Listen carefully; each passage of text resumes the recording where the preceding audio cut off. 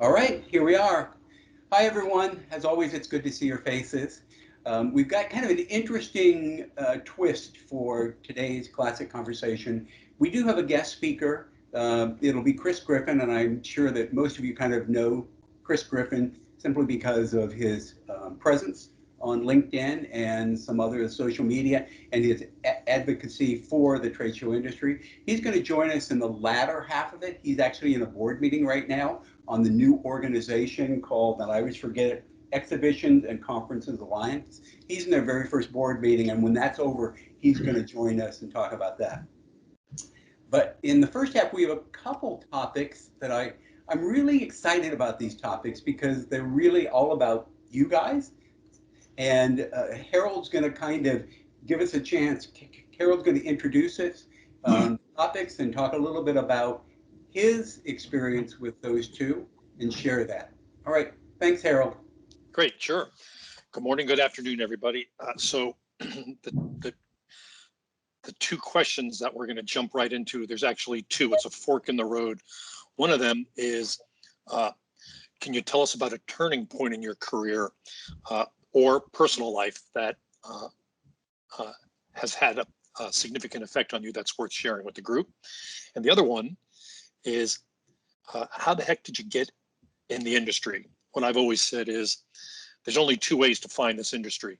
A family member was already in it, and you didn't have a choice. You just kind of took the exit ramp right onto the freeway, or you tripped into it by accident. I'll start off by telling you a little bit about my accident. And since we're all best friends, I'll be very unfiltered with you. Fresh out of college, I got an opportunity to work for an advertising agency. You know, all I have on my resume is things that I did in school. They were nobody paid me for it. They weren't professional, but here's my college work. Hire me, Mr. Ad Agency. And after 20 no's, number 21 said, sure, come in. Now, this is back in 5,000 years ago. And I had, long hair. And, somebody told me, dress for success. You may want to, no, they either hire me the way I am or they don't hire me the way I am. And so I walk in long hair. The guy hires me for a copywriting position, writing ads, TV ads, radio ads, newspaper ads. And I did that for about 6 months. 6 months in, he calls me in and says, Harold, we have a brand new client. It's a very conservative Washington, D.C. newspaper called the Washington Times. And he knew me already after 6 months that I tended to write humorous things. He says, these aren't funny people. These are serious people. It's a brand new newspaper. Write a serious radio spot. So I had a day to write 4 or 5 ads. And so I wrote 4 ads, all straight, boring. And so for extra credit, I wrote what I thought was the best of the group, a funny ad. And because I'm me and have an ego, I put it on top when I turned him in at the end of the day, and he started reading. My boss started reading, and he got to the funny one right on top. He wasn't 10 seconds into reading it, and he crumpled it up into a ball and tossed it in the trash can. Remember, I'm a kid. I have no filter, and I go, fuck you. And the guy looks at me and goes, he's laughing. And he goes, first, you're fired. Second, let me tell you why you probably don't want to do that with your next boss. And I'm like, yeah, I get it. Sorry. But so now I'm on the streets. I'm a long-haired college graduate with no prospects. And a high school buddy said, hey, you wrote for an ad agency? Go talk to my brother. He owns an exhibit house, a custom exhibit house, and they need somebody to help one of their clients. So what's a custom exhibit house? Just go see him. That was 40 years ago. That was a custom exhibit house in Northern Virginia called Blair Incorporated. It's still there, still owned by the same family. And accidentally, I never left the industry except for a 10-year hiatus in Hollywood. So that's a quick way to say that's how I found my way in here. I'm looking for hands for somebody who wants to either share their turning point in their career or personal life, or possibly how they found their way into this industry. Who wants to jump in the pool? By the way, I'm going to call on everybody, so at some point you're going to give a response here. I'll go. Can you hear me? Tremendous. Excellent. I can, but I can't see it. This is Rob Boyce. Rob. Um, Hey, Rob. how I got into the industry, it was a little bit different. So when I was in college, I was involved in a student organization. It's kind of a student-run corporation called ISEC. What ISEC does, they have chapters all around the world, at the time in 60 different countries around the world, and in the United States, and 60 different universities around the United States. And so you would go out to businesses in your local area, and ISEC would bring in basically interns, foreign students as interns to work with companies. So I would go out as part of being in the student organization, go out to the companies I went to the University of Michigan, so the Detroit, Ann Arbor area, and you would sell them the program, which was to bring in they call them trainees, but they're interns. And a lot of times they were recently graduated students or MBA students even. And they'd come in and do special projects and be there for anywhere from 6 weeks to up to a year and a half. So I I did really, really well. I actually had the highest sales in the United States for this program. So I got two internships abroad, one in Norway, which was working for a dehydrated fish soups company for a summer. And that was a horrible job. But Bergen, Norway is just this outstandingly awesome place. Love it. And when that was over, I went down to Denmark and I had an internship with a place called Use Display, which is an exhibit company. Now, back then, they made all of their exhibits out of a system that they manufactured themselves, and the system was very much um, Arm or any of those. Well, the classics, but not nearly as advanced as what we have today. So they hired me to basically figure out, okay, can we sell this in the United States? And I worked there for about 6 or 8 months, put together a huge report. And it wasn't my job to make the decision. In the end, he came to the same conclusion that I came to, that they just weren't as advanced with their system as anybody else. So it wasn't worth it to do that. And I also introduced him into, at the time, Americans were doing wood construction custom exhibits, and he actually went into doing that for his business. And so I came back to the United States and looked at different industries, but the exhibit industry was willing to pay me more than everybody else, shockingly. And so I got a job. I figured I could get a job in the exhibit industry without a big problem, which ended up being true. And I all the other ones, time I was living in Southern California, they were paying really poverty wages, everybody else. And so that's how I ended up getting into this business. So, Rob, before we turn the page on you, I have one follow-up question. Do you still have a lifetime supply of that magic sardine soup dust on your shelves somewhere? I do not. You I do do not. not. Never really liked it. Think of Nora soups, Yep. same thing. Um, they were, that wasn't a very good job. I just loved the place, the city where I was. It was awesome. In That can fact, help. Denmark, I loved Denmark also and thought about spending my life in Denmark. Came very, very close. But since I was a little kid, I always said I was moving to California. And then this It's either past water summer, skis or ice skates. You went water yep, skis. Makes sense. but this past summer, we both moved to California and came to Nashville. Thanks, Rob. Appreciate you jumping in first. All right, who wants to go next? And I will call on you. Okay, advance warning. I'm gonna ask Alec if you're there. Hey, how's it going, guys? This is probably my first time talking on this. Unfortunately, I haven't been able to make the first few of them, and I'm disappointed in that because the last one I sat in was great. So first of all, I'll just introduce myself. My name is Alec Pearson. I am with Brumark Flooring. I'm only 26, so mine doesn't have a really deep backstory as to how I got into the industry. I graduated college in 2016, and coming out of college, I got my degree in social work. But my senior year, I actually did sales all summer, and I just fell in love with it. So coming out of college, I got my first job, which is a pharmaceutical company, doing inside sales, and absolutely hated it. Since I took that job, I started looking for different opportunities. If you don't know my father, his name is Rick Pearson. He's been in the industry for over 26 years now. And obviously he kept trying to push me to join.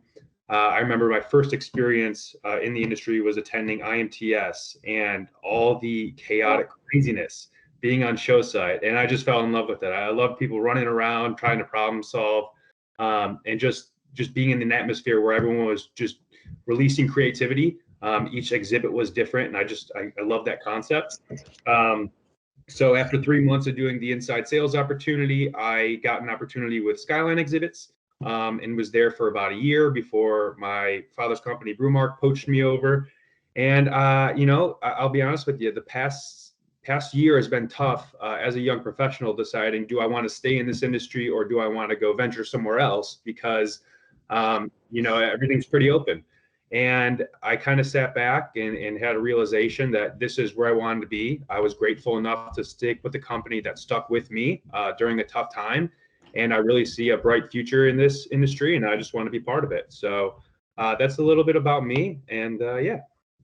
Great. Thanks, Alec. That's tremendous. Yeah. Thanks for jumping. No problem. Brian, Mr. Crawford, I'm gonna ask you, because you've been in the industry for 6,000 years also. So I'm curious to find out either A, what brought you into the industry back when there were just rocks and sticks, and maybe something that has been a turning point for you in your career. Actually, I grew up in the industry from a little tot going into the warehouse and in production. My dad, John Crawford, started in 1970. He was, I guess, Gildsbur's first U.S. employee. So that's how old it goes back to. So that's where I grew up in it. But I didn't start in it. I started as a nurse. I was a nurse for just under 10 years. And probably 5 years into my nursing career, I had 3 days that I worked and I had 4 days off. And I wasn't smart enough to just enjoy those 4 days off. So I started my own distributorship, distributing from Pro Displays to multiple other vendors. And so after a couple of years, it became a full-time business. And then I slowly got out of the nursing because I decided at 50, I didn't want to be nursing. Well, here I am at 50 and I'm not exhibiting or nursing. So who knows what the future truly holds. But I do know that I've been blessed through, the years in this industry. So I just, I've been like everybody else. We're waiting it out and seeing what the next turn is. So I'll chalk that one up to my family brought me in. Long story short. Yes, sir. Gotcha, sir. And Brian, your dad was part of Expo Systems for a long time, wasn't he? Correct. He was part of Expo Systems back when it first started. I should get the picture that shows him with the station wagon in the Expo Systems building. And of course, they used to have to take stuff to the bus station to actually ship it. It's not like they had FedEx, GPS, or any of those other things. So that's how old it goes back, even before faxes. So, okay, show of hands. Who here remember? And Brian. Sorry, Chris, go ahead. Go for it, Chris. I don't even think there was electricity back then when your dad started. Could be. Who here remembers Multi-Screen by Expo Systems? That shows you how old you are. That was one of the first things I saw, portable exhibits. Yeah. Okay. I'm sorry, we're just going back in kind of a history, because really Expo Systems, a lot of their products were Marler Haley products. Isn't that right? The British company that tried a couple times to make inroads in the U.S. and kind of flamed out every single time. But I don't even know if Marler Haley is still a company anymore, is it? I haven't heard that. Remember the name Marler Haley. Wow. Yeah. Old. Chris, I'm going to go right back to you since you started. You loosened the jar a little bit. Let's see, how'd you get in the industry, or tell us about a turning point, or both? Well, I have a similar story to Brian, other than I grew up in the furniture industry and basically worked for a family. And my mom and I like did this all the time. And I decided that I wanted my life back. So I kind of got out of the furniture business and didn't really know what to do. And my god brother found out 4 years later that I was looking for something. And he said, why don't you come to sell trade shows? I'm like, what are trade shows? So I used to design on a horizontal plane for argument's sake. And he said, you can design vertically now. So I'm like, well, that sounds cool. So I started with Pro Displays, Sacramento. That was after the split where Dick Wheeler got part and Mike Rivera got the other part. And I started about 2 weeks before TS2 at Moscone in San Francisco in 1994. And John Crawford was my national sales manager. And I met him at the door and we walked in, and you know how you walk in and there's that big gigantic display there. And I go, we sell that? And he goes, no. And I turned and I looked and I'm like, oh, we sell that. And he's like, no. So we kept walking through this and I'm like, we sell that? No. So we finally got back like to the very back of the center on the walls, and he goes, we sell that. And I go, oh, I want to sell that. So I started out selling a 10-foot pop-up with black front runner fabric panels and a roll-on black and white header. And I hit quota my first month in. I had very little training. I asked the two ladies that worked for Mike, if you had a bit of advice for me, what would it be? And the two of them looked at me and said, you're going to have to discount everything. And I said, what? Wait a minute. I'm on commission. And the way commission worked was if I sold it for $2,000 and that was the retail, I got 20%. If I sold it under, like for 1,800, I took 100 out of my commission. If I sold it for $2,200, I would get 100 added to my commission. So everything was based. So I said, well, how much do I have to discount it? They go 10%. So back then, the pop-up from Pro was selling for $23.95. So I marked it up to $26.95, and no one ever asked me for a discount. So I was the golden girl that sold 10 pop-ups a month over retail. And then when the price increase came like 2 years later, I didn't have to raise my price because everybody else did. So I did that for years and years and years. And then I was in the heart of Silicon Valley and Mike was up in Sacramento, and I had people that was like, well, I want this. He goes, well, we don't sell that. I go, but that's what they want when you're on commission only. So I found a few people that he could put into the mix and he didn't want to. And believe it or not, it was Classic that came to me because a distributor had shut down in my area and said, do you want to sell my product? So I approached Mike and he didn't want anything to do with it. And that was in 2002. So I started my own company in 2003. And I'm still going. So that's my story. Terrific. Hearing you tell that story, it just reminds me again in the olden days when selling pop-ups, it was how many people could you see in a day kind of dictated how many you sold. There wasn't much competition. It was shooting fish in a barrel almost. Well, you'd walk in any networking event and they go, hi, I'm so-and-so. Who are you? I go, oh, I'm Chris. Well, what do you do? Well, in a nutshell, I sell trade show exhibits. Oh, here's my card. I need one of those. Oh, okay, I'll give you a call tomorrow. Call the next morning. There'd be 5 or 6 business cards. Oh, write those up. Terrific. Ellen, you ready to tell us about your history? Sure. I am trying to get my daughter to get my dog because she's over my shoulder bothering me tremendously. Hey, she left. Okay. Okay, so my name is Ellen Kaminsky. I am head of sales and marketing with Exhibit Concepts. My story is I was actually a client of Exhibit Concepts, worked for a company here in the Dayton area called LexisNexis. Very long-term client of Exhibit Concepts.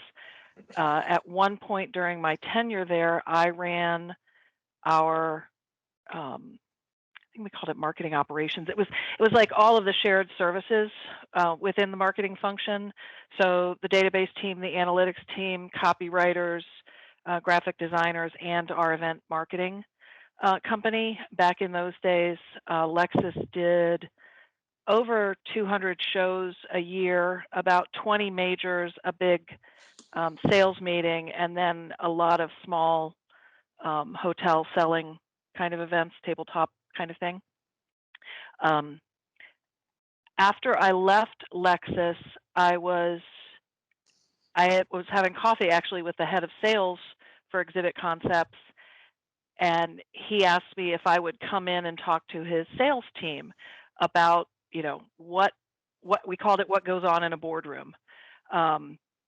So I did. I took a half day, went in. He was having a sales meeting, talked about organizational structures and decision making processes, et cetera, within a company, and why sometimes you're feeling like all signs are indicating we're going to move forward with this new build or whatever it is, and then all of a sudden the company puts the brakes on, like what happened? Or conversely, companies been, they're ghosting us, they've been going dark, we think this thing is done, we're taking it off the pipeline, and then they call full steam ahead and it's bigger than we were originally talking. And so kind of talking through those things. Kelly Glasser, who's our owner, was at the sales meeting. I guess I did okay. Fast forward a year later, and she reaches out because the person who was head of creative and marketing had left Exhibit Concepts, and so they were in search of a head of marketing. Is this something I'd be interested in? And I was at a point in my career where I'd done the corporate ladder kind of thing. And I don't know if you're familiar with LexisNexis. It's a legal information services company. And I like to tell people, nobody goes to grad school, gets a marketing degree to market legal information systems. This is about the most boring thing you could possibly imagine. Although powdered sardine stuff doesn't sound too much better. So when she called, I said, yes. I mean, this to me was like the dream job, to be marketing. That I mean, how much fun is it? And so I've been here 4.5 years. And, every day is, I mean, this last year is ridiculous, but, just the creativity and getting to rub elbows with such incredible talent, best job I've ever had. Beautiful. Thanks. Jackie, you ready? Yes. Hello. I'm Jackie Hello. Haight, and I'm the president and creative director at Lighthouse Exhibits. And like some of you, I grew up in the industry as well. My dad had his own I&D company. So I grew up going to work with him at McCormick Place and getting to rollerblade and, around the hall and go visit what they called the cage, which was their office. So I knew all about trade shows and the fun and excitement. We went to the auto shows and I'd win, one year I won a wagon there. Next year I won like a giant Spuds MacKenzie doll. So I just thought trade shows couldn't be any cooler. I wanted to live there. And I got to see my dad's work and all that. And then during college, I went to a big university. I wasn't sure exactly what I wanted to do. And my dad actually got me an internship at the Chicago mayor's office of correspondence. And so I decided after a summer that politics were not for me, and decided to switch schools. And I went to Columbia College Chicago to go, I wanted to go to art school was my thing. And once, that was about 2002 or 2003, someone approached my dad and said, your daughter's studying interactive multimedia? That would probably fit really well into what we're trying to do in the exhibit industry. Everything, that's when everyone started talking about, everything had to be real interactive, right? So I said, yeah, I'll take an internship over there. So I did an internship at, it was Exhibit Works. Now it's EWI Worldwide. And I absolutely loved it. They started me off just like cold calling, which I hated. And about a year in, they brought me into the design department, and they said, your job for the summer is to create a fly-through animation. And so I sat down at the computer, and about an hour later, I'm like this? I had it done in like an hour. And they were like, oh my gosh, okay, like you really know what you're doing. So that was really cool. That maybe was a turning point as well. But when they closed their office in 2007, they closed the Lyle office outside of Chicago. Because I was on the Hyundai account, my boss said, we have to let you go, but I'm going to set you up as a freelancer. So I didn't even have a say-so in starting my own business, basically. I was kind of like, okay. He's like, here's how you're going to bill us. Here's what you're going to charge us. And we need you to work, 5 days a week still. I'm like, okay. So that really started me off as an entrepreneur in this industry. So from there, I started another exhibit house in 2008. I ended up resigning. I had a partnership at that point. I left there and started Lighthouse Exhibits in 2013. So I am also sick and tired of this year. I'm done with it already. I'm ready to move forward, like I'm sure all of you are. And I am seeing the light at the end of the tunnel, though. So hopefully this is a turning point in my career. There you go. Nice. And in yours. Well done. Well done. So Jackie, we have you to thank for being the revolution for all those fly-through videos for custom exhibits from 2007. Thank Maybe. you for that. I don't know. All right, John, you just raised your hand. You want to Yeah, take? I just raised my mic? hand, didn't I? You see, John Larson, Director of Sales and Marketing at X Chicago. So a sales guy can't stay quiet for very long. It was almost 31 minutes and I hadn't said anything. So that's a bad thing. I'm going to go with turning point just because it's going to be different. I started in 1998 and I'm going to tie all this together where Mel started the whole conversation before most of you guys got on. I was tricked into taking an interview at Exhibit Group Rochester in 98.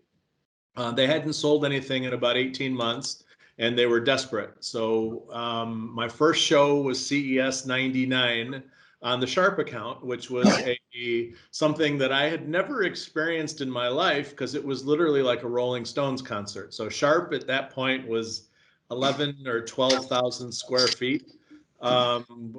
Meeting rooms, it's just insanity. And I'm like, how do you do this? So my job was to follow around the AE, vacuum, or stick graphics up that had fallen down.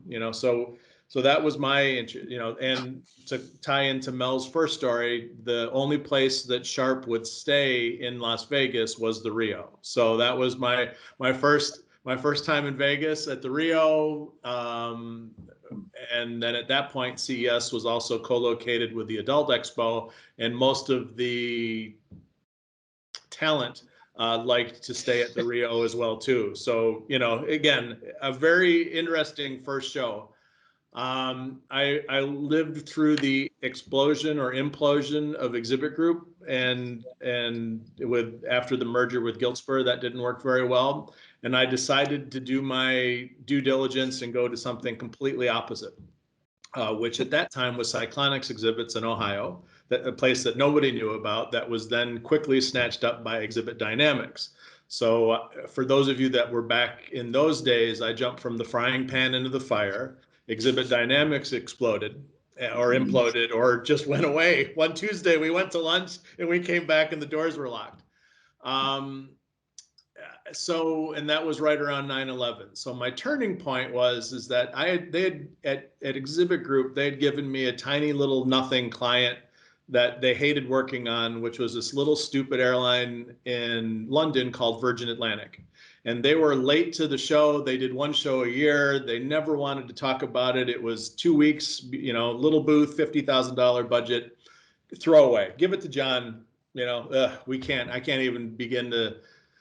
So when I went to Exhibit Dynamics, Virgin was like, where are you going? And I'm like, well, I've got another gig. And they're like, cool, we don't like Exhibit Group. We like you. So we're coming with you, whether you want to or not. I'm like, huh, okay, well, maybe I'm doing something right here.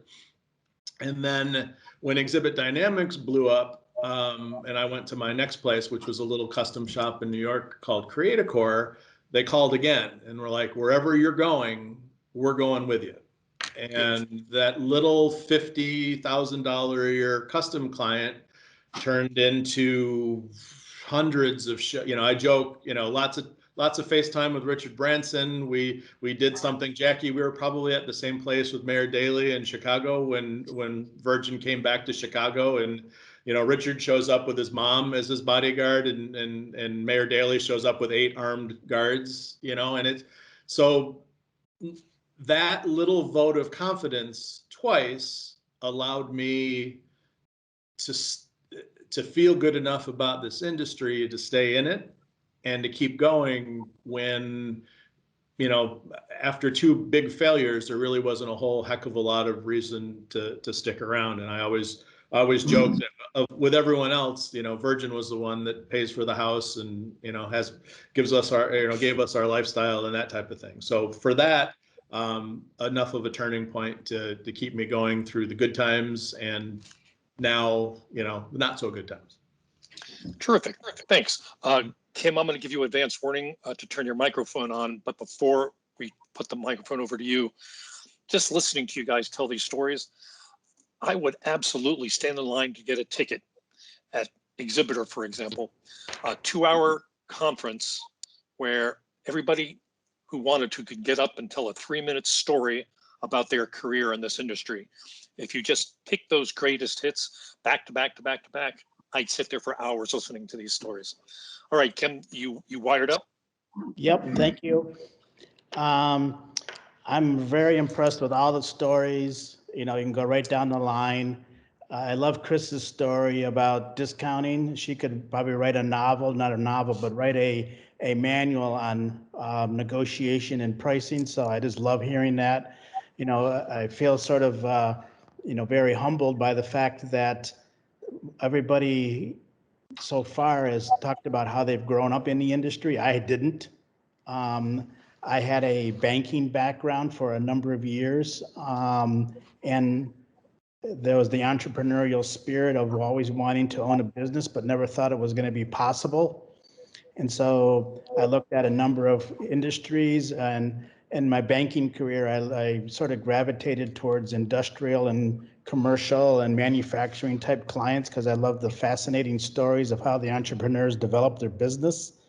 And so I was looking for a manufacturing company to buy. Wasn't sure if that was even possible, but so I had a deal that fell through at the 11th hour, and then about 10 months later, Lab Exhibits came up as an opportunity, and I looked at it, and the numbers sort of made sense. I love marketing.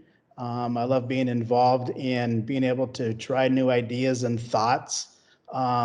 It's a very hardened type of an industry, and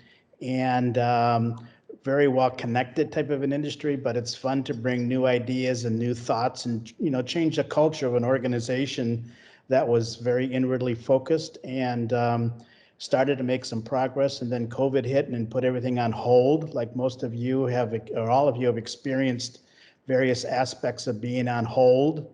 And so it's been trying in the context of wanting to do things, but you're on hold. You're like on pause, so to speak, and finding out what that pause button needs to be. During the time and developing leadership skills and developing ways to keep the people that you're working with motivated and focused and going forward. So it's been a challenge from that perspective. But it's even more fun, more fascinating for me is hearing the different stories that everybody has and how they grew up in the industry. And Jackie talking about playing at McCormick Place and being involved in the different aspects of the business. And so it's been a fascinating journey. And the most fun part about coming together here now is learning these different stories and backgrounds and looking to see where we can collaborate. And Mel, thank you for putting us all together and for allowing us to connect in probably ways we never would have been able to connect otherwise or even thought of before. So thank you. Beautiful. Well, Kim, I will say one thing, that your presence as far as your marketing touch with Lab has been astonishing. I mean, they were not really very visible before you bought the company, and I think they're extraordinarily visible now, particularly in social media. So kudos to you. Thank you. And you know, it's a team effort, right? It's a goal. It's about collaboration. And you know, I look at it from a perspective of wanting to, you know, be involved with people and support people. And I don't look at it as competition. I look at it as growing our pie and being able to be successful in what we do, because we all have different perspectives. All right, Eric, I think we're down to you. Oh boy. Wow. What a journey it's been. In about 1996, I was working overseas in Japan, and middle of a long stint there. And I came back to the States to hang with my family during one of my vacations. And just so happens that I think it was a weekend day, we had a bunch of people over from the house, to the house, my father's house. And one of the people there was this distant cousin of us that I had never met. And it turns out this man and myself shared grandmothers. Our grandmothers were sisters, actually. So he asked me what I was doing, about what I was doing presently in Japan and so forth, about my background. And he said, well, you know, you have an interest, if I recall, something to the effect of, you have an interesting background, a lot of experiences. When are you coming back to the States? And I said, probably after 98. And he said, well, if you know, talk to me then. If you're interested, I mean, you may be a good fit for what we do. And so I came back in 98, and I decided at that time I was going to be working in international banking. And I worked for the Bank of Tokyo Mitsubishi in downtown Portland. Beautiful office on one of the tallest buildings in downtown. If you've been to Portland, you know that Mount Hood dominates the eastern skyline. And this building, our office, was on the 19th floor, a full floor of desks, including the management and the worker bees like myself. And the only problem was that the management team had the views of the skyline. Well, all the desks for the worker bees were pointed 180 degrees away from that and into the wall towards the center of the building. And it was kind of an autocratic management structure, which is typical for Japan as well. And I spent about a month and a half there and was actively seeking work because it just wasn't a good fit for me. So I got back in touch with this person again, my cousin, and said, why don't you come see us, take an interview? And they had a project manager position open at this place. And he happened to work for an exhibit company in Portland. And I interviewed for it, and this person offered me the job. And several weeks later, I finished my stint at the Bank of Tokyo and moved across the river to go take a job at Intex Exhibits with my cousin Mel White. And that was that. I spent a couple of years working for Intex with Mel. Mel moved on. I eventually moved on as well. And then after a stint in another industry, I came back and hired on with Classic Exhibits as a project manager. I believe it was 2002. I spent some time there, and it's time for a career change. And I went off, and circumstances developed, and I decided to launch my own design business in 2003, Goro Design. And I've been at it ever since. This is the 18th year, and things have gone well. Things have gone great. There's some really interesting things in this industry. Had a lot of fun, a lot of late nights, as we all know. And so far, it's been great. And to this day, I really appreciate Mel for his introduction to the industry and his mentoring and his tutoring. And I'm still along for the ride. Beautiful, Eric. I would be remiss if I didn't give the last shot to Mel and tell us a little bit about your turning point or your access into the industry. Yes, I'll try to make it as brief as possible, and then we'll turn to Chris, because Chris actually has an interesting kind of introduction into the industry and the first thing that he did. Mine, I didn't grow up in the industry. Actually, I grew up in the cable television industry. My father was a manager of a small cable television system in the West for many, many years, back when what that meant was you lived in a small town. In order to get television, that you had to get the television from a major city somewhere, so they would bounce the signal off a series of microwave towers, and then the cable company in that town would amplify the signal and run them out to all the homes. That's back, back in the 50s and the 60s. That's what cable television was. And I always thought that I would probably continue within the cable television industry, but I didn't. So really what got me in the industry is, at some point I was working in retail. I was working for Federated Department Stores out of Cincinnati. And I was struggling to get excited about the latest fashion trends and the newest Christmas shop that year. It just didn't kind of motivate me. My wife had gone back to school. She was getting her PhD in creative writing. And we decided, because she was going back to school, that I would go back to school as well. So I went back to school to get my MBA. Well, approximately 2 years later, I'm close to the end of the MBA program, and I'm in a capstone course taught by a former CEO of Rainbird, the sprinkler systems in Berkeley, which is a fishing line company and rods and things.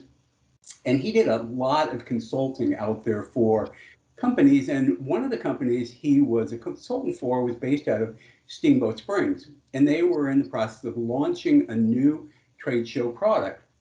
And they had always been just a contract manufacturer. In fact, they had been the contract manufacturer for Pro Displays. They had actually invented that particular pop-up display, and they were the manufacturer for them.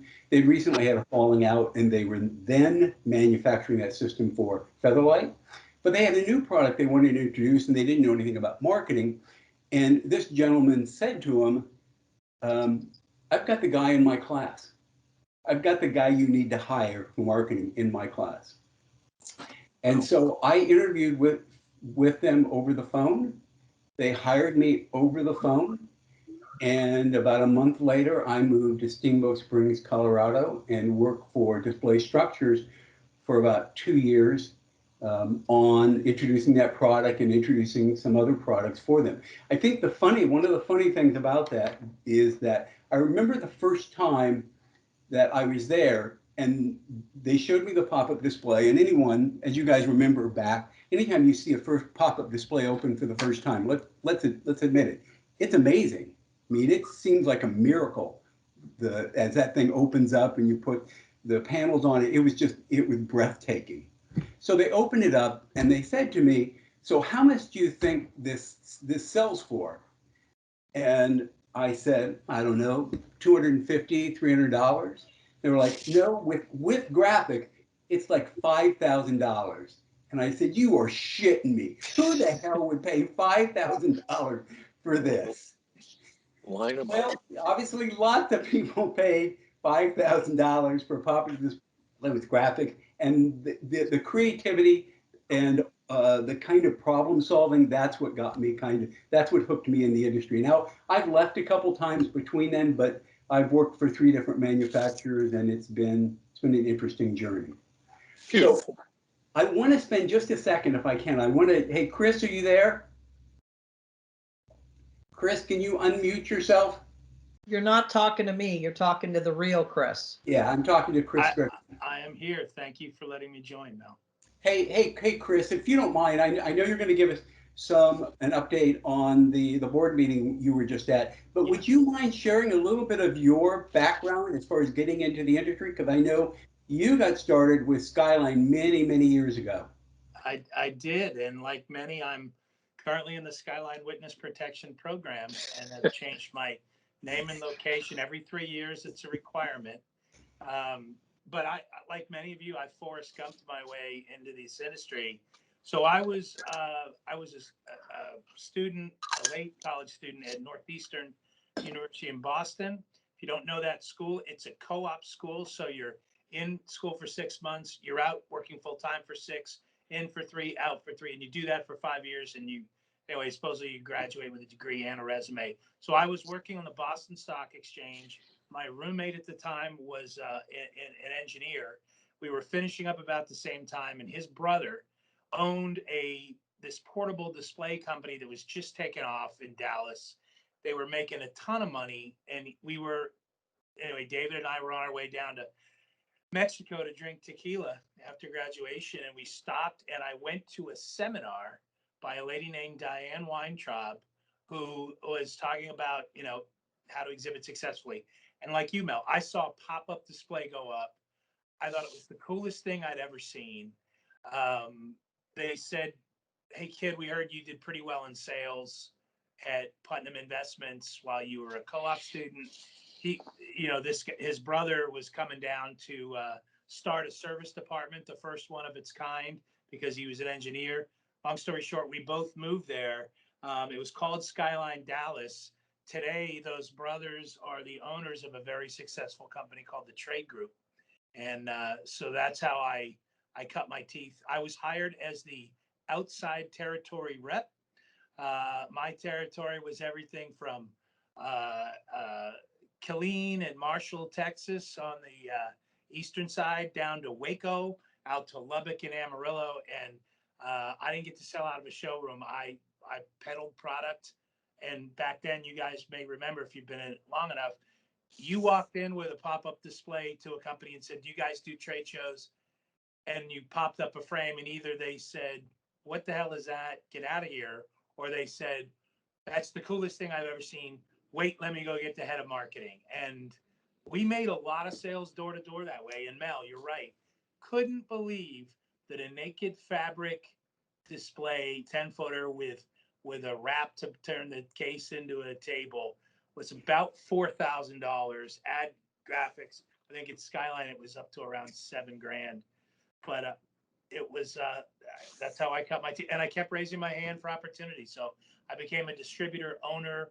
I built something for 2-3 years, sold it to a larger dealer, and ultimately ended up working for Skyline corporate I had about a 12-year career there. While I was there, I made an investment in a mail order catalog company called Trade Show Supply. An ex-Skyline rep started it. It was mostly an investment in her. And ultimately, I bought back and bought her out. And that's the parent company still, Trade Show Supply, of the company that I own today. So, and here I am now working under the what's called non-monetary compensation in the advocacy world of EDPA. Well, Chris, if I remember, you said that you had a board meeting today for the new group, the Exhibitions and Conference Alliances. You just came out of it. So can you give us kind of an update? Sure. So some of you may know the name Go Live Together, which really is how this started last year. Go Live Together was not actually a formal organization. It was really just a campaign that Freeman and a couple of large private companies started as a campaign to try and attract financial aid for our industry. There were 2 campaigns: Exhibitions Mean Business, which you may know through IAEE and Exhibitions Day. That campaign's designed to influence our policyholders about face-to-face marketing. And Go Live was the campaign to generate economic relief in 2020. It had Go Live. Well, both of those have now turned into a formal 501c3 nonprofit entity. It is not another association. Quite frankly, we don't need another association in our industry. It is an alliance of all the associations that exist that are common stakeholders in the recovery of this industry. So I sit on that board representing EDPA, the Experiential Designer and Producers Association. We had ESCA, the service contractors, CISO, the independent show organizers, International Association of Venue Managers. You have representatives, on about 8 or 9 associations that are from Reed Exhibitions and Freeman and Informa. Those are the big, and Emerald Hervé, who's just recently become the CEO of Emerald Expositions, was elected chairman today.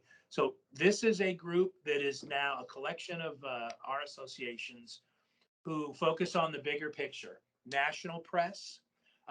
Their mission is to, over the next, it's going to be a long game, 5 to 7 years, we're trying to build brand recognition in our industry with our elected officials the same way the auto industry has, and the same way that the airline industry and the travel industry have. One of the biggest frustrations many of you on this call know in the last year was, as we've been lobbying for relief, they've never heard of us. We've all joked around about that. I heard some of you tell story, oh, Mel got me into Intex, and we're all, it's this industry's like the Kevin Bacon game, right? A few names and we're all connected back together. But nobody has heard of this $101 billion industry, which is what the 2019 gross domestic product contribution was for the corporate events and trade show industry in the US. I mean, we have 5 times the amount of employees as the US auto industry. And yet it's been like pulling teeth to get economic aid. So each of the associations there has its own sort of pet legislative agenda and are responsible for pursuing their own solutions to their own needs. But we also come together as an alliance, and this alliance will offer whatever additional support, primarily non-monetary, that it can. That group has just hired its first full-time employee. We have a vice president of government affairs. Gentleman's name is Mr. Tommy Goodwin. If you want to check him out on LinkedIn, connect with him, introduce yourself. Tommy is now a paid employee of the ECA. I've put him on the advocacy committee for EDPA, so he sits in on the weekly calls that I'm on with our own lobbying firm. By the way, a year ago, guys, I had no experience at all doing this type of advocacy or government affairs work. I feel like I just finished a crash course through elementary and middle school this past year. And now I'm a freshman standing intimidated as hell, staring at the senior wall, hoping they don't pick on me. But, I think most of us have a conditioned negative response when we hear the word lobbyist. What I've learned in the last year is that lobbyist basically means process expert, a language expert. They understand how things move and get done. They can't get anything for us. What they can do is help us craft our message and get meetings with the people, our elected officials, that can affect change in our lives. I've learned in the last year the most important thing we can do is have constituents from a state or a district talk directly to that representative. Last year I was sending 200 letters to every member of Congress that I thought could be impactful. And I was shocked I didn't hear back from any of them other than a form letter. In the last 2 weeks, we've started a campaign, which many of you have been involved in, targeting 100 of the U.S. senators. But we've been matching up our members, EDPA and EACA members, with the representatives from their district. And we have, in 10 days, we've had 20 calls with our Senate Legislative Affairs directors or officials where they want to talk to their people, not some guy from living in Florida or Nevada. So we're doing a better job in that regard. So ECA, Mel, is the story that they're focused on now is is telling the story of our need to reopen. We are the hardest hit industry in America. I don't know of any other one that is still officially closed in most states. So I don't know about you guys, but yesterday was my 1-year anniversary of my first job cancellations. Between March 1st and March 3rd, I had 10 projects canceled, totaled $190,000. And in the first 20 days of March last year, that grew to 110 projects canceled, just over $2.2 million. So I know my story is no different than anybody here. So we didn't seem to be a company structured well for pivoting. I didn't have designers on staff. The nature of what we do, which is labor and building for other builders, it just wasn't a good pivot. So I threw myself into advocacy. So working on the PPP and the idle loans, PPP round 2. Our latest effort is we believe we have a very compelling reason to lobby to expand the shuttered venue operators grant program. So that is what our push is right now. I'll tell you, I'm fearful that that spend fatigue is setting in on Capitol Hill. My opinion, and this is just my opinion, is I think we got one more good swing at this thing for us, and I don't think it's not going to happen in this next 2 weeks of the Biden American Rescue Plan passing. But we think there's one more pass, which will probably be sometime around June for additional legislation. And, there's a lot of things that can change in the language, but right now, shuttered venue operators grant, if you qualify, and we are working hard to help define that, it stands that you would be eligible for the equivalent of 45% of what your 2019 company's gross sales were, with a cap at, I want to say it's $10 million, or that's what it was. So potentially that could be enough to help us through recovery. And maybe we do this on another call, Mel, but I think a great subject is going to be for all of us in the coming months is, what does recovery look like? Because I have a lot of friends right now that are so desperate to get back to normal.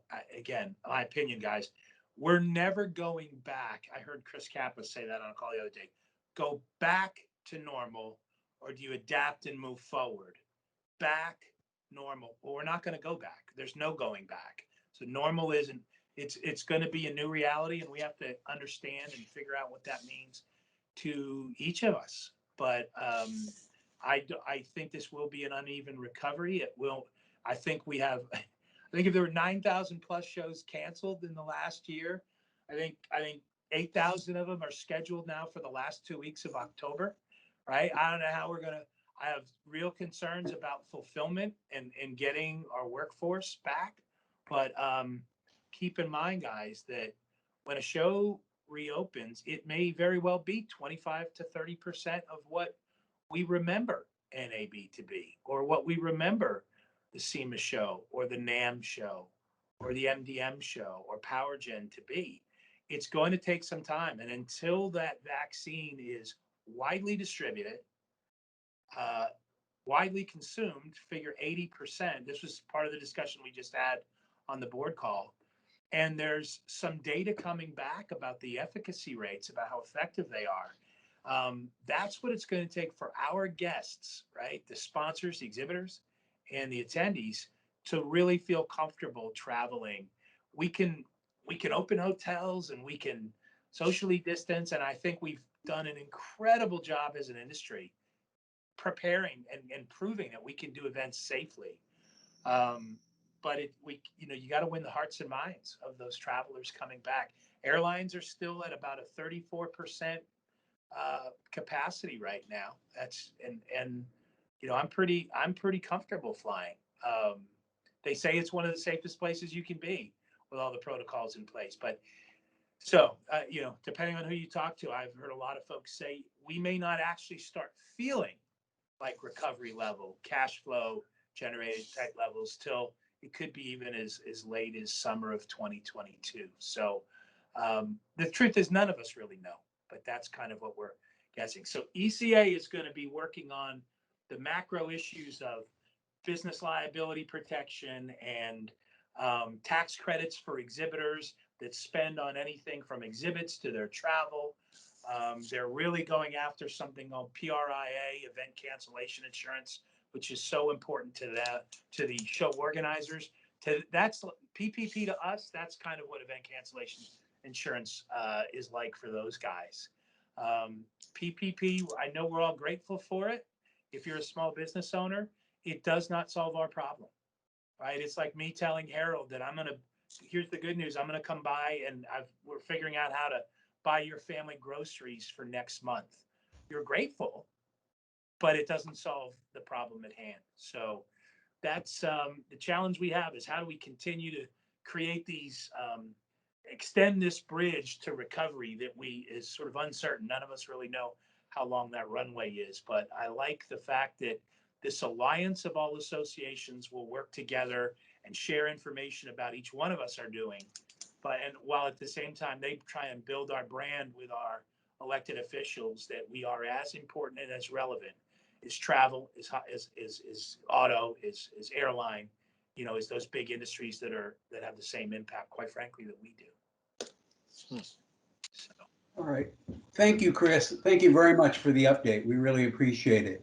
We're at the end of the hour. If you give me one more minute, I want to kind of tell you what we're looking at for April. For April, we're going to bring all the groups together, all the Classic Conversation groups together for a webinar. It's going to be called Classic Conversations Red Talk. Get it? Red, Classic, so like Head Talk, but Red Talk. And it's going to be a panel of experts, and it's faces that you haven't seen in the past. And they're going to share some perspectives about the trade show and event industry that I think you'll find very interesting and very fulfilling. All right, so look for that invitation here in the next probably 2 to 3 weeks to send it out, just so you know there won't be an individual Classic Conversation. It'll be kind of an all hands come together for one big group meeting. All right. Thanks, everyone. This was a wonderful meeting. I enjoyed hearing everybody's story. And look for the recording here in about the next hour and a half, 2 hours. All right. Bye. Thanks, guys. Thanks, Matt. Thank you, everyone. Have a good day.